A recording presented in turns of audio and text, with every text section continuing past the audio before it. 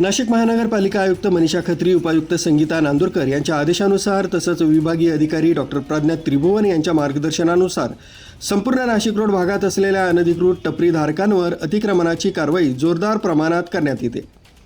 Nashik road railway station, Shivaji Maharaj पुतळा, Narayan Bapu Nagar, Bytco point आदी विविध ठिकाणी अनधिकृत टपरीधारक तसंच फेरीवाले यांच्यावर कारवाईचा बडगा उगारला जातोय।